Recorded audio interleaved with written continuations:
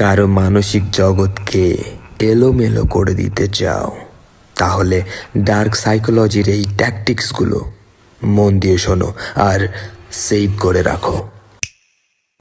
যখন কেউ তোমার কাছে ক্ষমা চায়, তখন ইটস ওকে, কোনো ব্যাপার না, এসব না বলে বলো আমি জানতাম।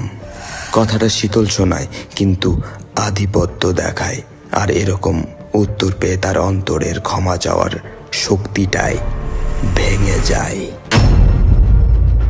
যখন তোমার সঙ্গে কেউ কথা বলছে, তখন তুমি তার চোখের দিকে চোখ রেখে না তাকিয়ে তার জুতোর দিকে একদম শান্ত হয়ে চেয়ে থাকো। এর ফলে অপর ব্যক্তি ধীরে ধীরে অস্বস্তি বোধ করবে, আর সে মনে মনে ভাববে আমি কি কোনো ভুল বলছি। কিন্তু তুমি চুপচাপ চেয়ে থাকো, নীরবতা এখানে কাজটা করে দেয়। কাউকে একটু মৃদু হাসি দিয়ে বলো যে তুমি আমাকে একজনের কথা মনে করিয়ে দাও যাকে আমি একসময় পছন্দ করতাম না। ব্যাস, তারপর আর কিচ্ছু বলো না, শুধু হাসতে থাকো। এই কথাটা সরাসরি তাকে আঘাত করবে না, কিন্তু কথাটা মনে নীরবে সয়ে যায় এবং তার ভাবনাতে প্রশ্ন হয়ে ঘুরতে থাকে। কথা বলতে বলতে হঠাৎ থেমে গিয়ে এক মুহূর্তের জন্য তার পিছনের দিকে উদ্বিগ্ন চোখে তাকাও।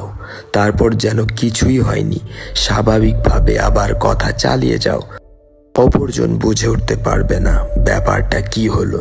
দেখবে সেও কয়েক মিনিট ধরে বারবার সেদিকেই তাকাতে থাকবে, কারণ কৌতূহল আর সন্দেহ এই দুটো একসঙ্গে মাথায় ঢুকলে মনটা আর সহজে শান্ত হয় না। পরিশেষে এটাই বলবো, যারা তোমার সঙ্গে ভালো আচরণ করে তুমিও তাদের সঙ্গে ভালো আচরণটাই দেখাবে। আর কিছু ঘাড়তেরা নেগেটিভ মাইন্ডেড মহান ব্যক্তিরা থাকেন যারা তোমার ভালো সুযোগের অসৎ ব্যবহার করে। সেই মানুষগুলো কি ডিজার্ভ করে এবার নিশ্চয়ই বুঝে গেছো।